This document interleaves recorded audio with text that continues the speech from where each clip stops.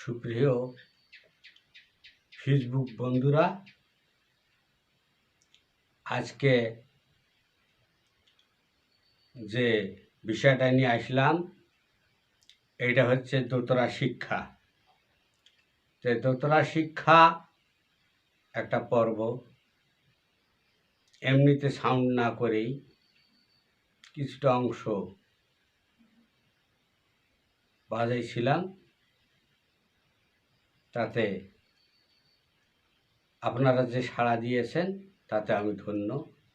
তাই আজকে দোতরা শিক্ষা প্রথম পর্ব শুরু করছি।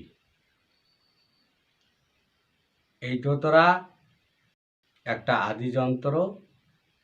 আসলে এই দোতরা বাংলার লোকসঙ্গীতের মধ্যে যেগুলি ধারার মধ্যে পড়ে, যেমন ভাওয়াইয়া, পল্লী গীতি, লালন গীতি,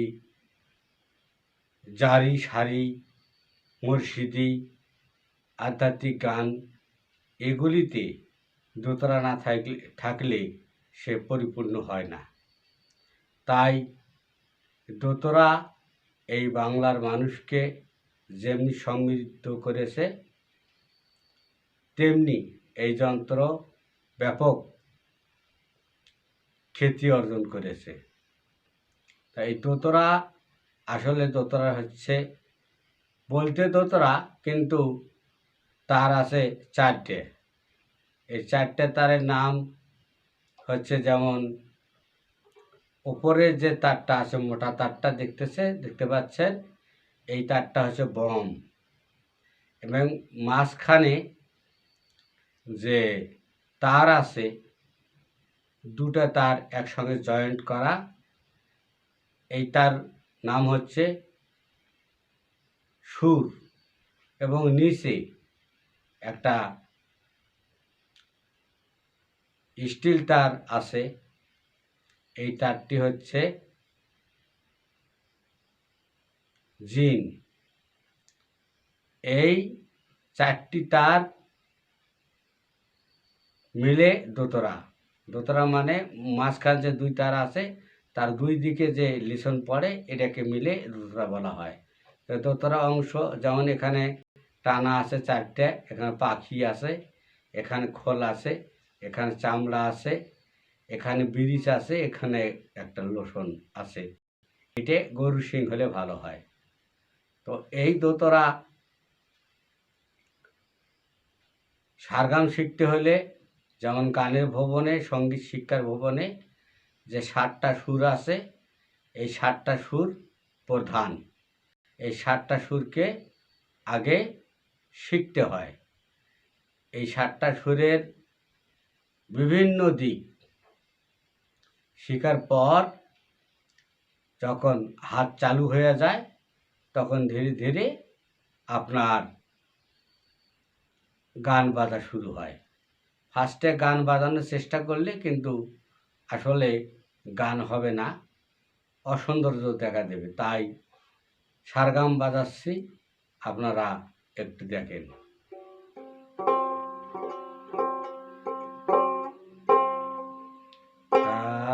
রে গা মা পা ধা নি সা সা নি ধা পা মা গা রে সা। এই 7টা সুর এখন কিভাবে আসতেছে? এই 7টা সুর 7 রকমের পরিবর্তন হয়ে যাবে। একটা সুর যেখানে সা, এই যে সা, এই মাঝখানে যে সা, এই তার মানে সুর তার, এই তার আঙ্গুল লাগে হচ্ছে সা। সা একটা, এই যে তর্জনী, তর্জনী আঙ্গুল বসালে আছে রে। তারপর মধ্যমা বসালে হচ্ছে গা। তারপর আপনার মা, মা নিচের তার খোলা থাকবে, মা শব্দের কোনো বিকল্প নাই, তাই খোলা থাকছে মা। তারপরে এখানে তর্জনী আঙ্গুল বসে দিলে হচ্ছে পা। তারপর আপনার মধ্যমা আঙ্গুল বসে দিলে হচ্ছে গা। তারপরে আপনার এখান থেকে লাফ দিয়ে আবার তর্জনী এখানে আসবে সা, শেষে আসবে নি, এখান থেকে আর উল্টা দিকে আসবে নি, সা ধা পা মা গা রে সা, সা রে গা মা পা ধা নি সা, সা নি ধা পা মা গা রে সা। তাই একদিনে হবে না, ধীরে ধীরে আপনার হাত চালু করতে হবে। আগে বলা উচিত ছিল এই যে আঙ্গুল নাম জানতে হবে, যেমন এটা বৃদ্ধা, এটা তর্জনী, মধ্যমা, অনামিকা, কনিষ্ঠা। এই আঙ্গুলগুলো মনে রাখতে হবে, নাম মনে রাখলে তারপরে আস্তে আস্তে সুর এবং বাজানো তার কোন তার যেটা বসবে এটা বাজানো সুবিধা হবে। তাই আজকের মতো এখানে শেষ করছি। সামনে পর্বে আবার আসব, অন্য একটা তাল নিয়ে চলে আসব। আজ তালের নাম বলিনি, কেবল তো তোরা হাতে দিলাম আর কি, এই আর কি। এই বলে আমি শেষ করছিলাম। আমি পুতুল শাহ।